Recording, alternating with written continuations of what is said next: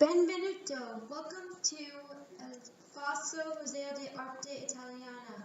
We are your guides, Nicola and Amelia.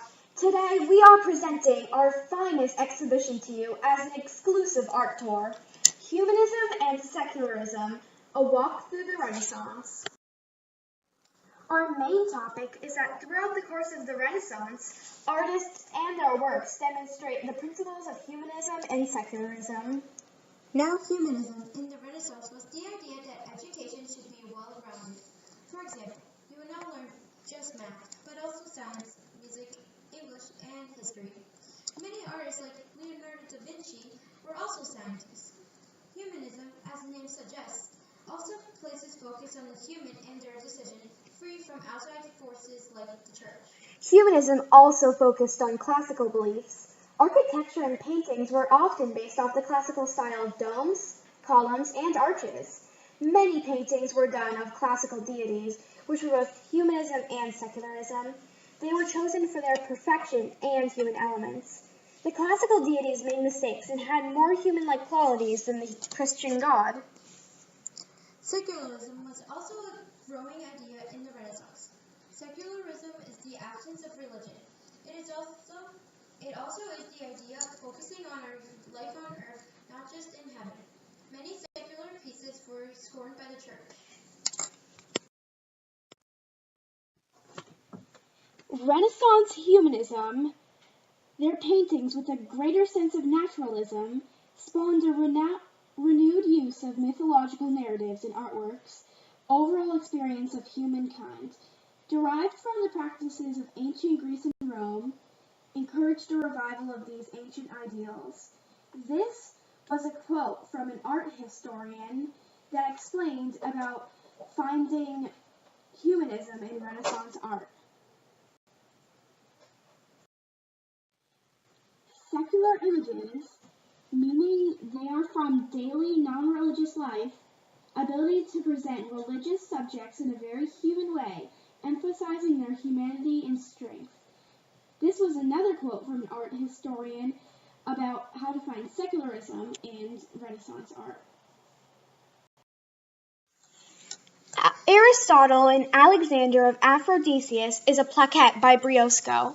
A plaquette is a small engraving on metal about the size of your hand. This plaquette shows humanism because of the figures in it. Aristotle was a famous classical philosopher with many influential works, and he and Alexander are engaged in a discussion about one of his writings. Alexander was a frequent commentator on Aristotle's works. This displays learning in a classical setting because of the important philosopher and a discussion. Both are core values of humanism. Christ handing the keys to St. Peter's also has humanist values. In the background, there is classical architectures in the domes and columns of the building directly behind Christ. The building itself is based on the Florence Baptistery in Rome. There is also a reference to St. Peter's Basilica. This is a classical structure. It was built by Constantine. The poses in the painting are based on a popular classical statue pose known as contrapposturo. This is a pose where one leg bears all the weight. In the background, there is many common people milling about. This is secularism because the focus is not entirely on the church, but also on the normal people and their everyday lives on earth. The Duke and Duchess of Urbino shows humanism and secularism. Also, it shows a classical reference. The focus of this painting is a portrait of the Duke and Duchess of Urbino, as the title suggests. They are the main focus, and no religion is involved. They are in profile view because the Duke only has one eye. You can see that at one point he also broke his nose. The solution was to have them face each other so only one eye could be seen. As a result, the strong lines of the portrait are reminiscent of classical coinage. Bacchus by Caravaggio shows a Roman god. In those times, Bacchus was considered to be the god of wine, so he is holding a wine glass and is surrounded by grapevines. His face is now modeled to perfection, rather than it looks like someone you would see in everyday life.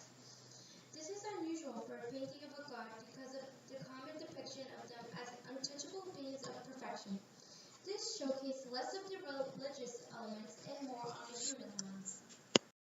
Narcissus by Caravaggio is also a display of humanism and secularism. The story of Narcissus goes that one day a vain mortal boy was cursed to fall in love with himself because he denied the love of a nymph named Echo. He was enraptured by his reflection in a pool and one day fell in and died. This shows him in a blank setting, further showcasing his human features. The Harvesters by Peter Bruegel shows a common people harvesting wheat. The focus of this painting is not on the church at all, rather on the people.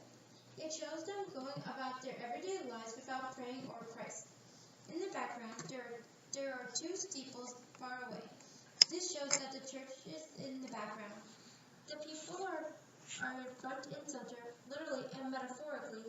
It also shows nature, which is part of humanism. Venus, Medusa by Caravaggio also displays classical myths. Medusa was a normal girl who was cursed to have her hair full of snakes. Perseus slayed her, and this shows the moment where her head was detached in the final few seconds before she died. The painting focuses on her horrified and human expression.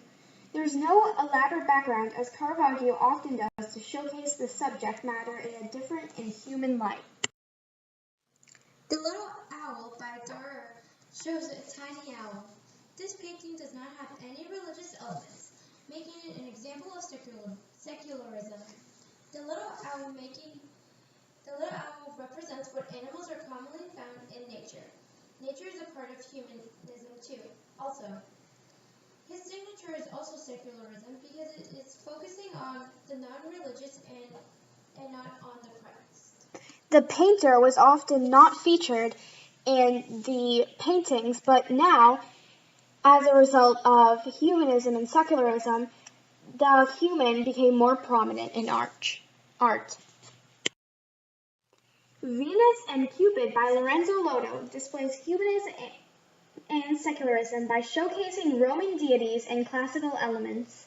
Some examples of this are Venus and Cupid and the symbols they possess.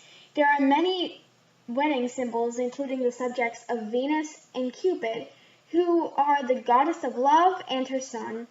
Cupid was said to cause love and hate with his gold and lead-tipped arrows. Venus by Botticelli also features the classical goddess of love on a blank background. This was a reworking of his more famous painting, The Birth of Venus.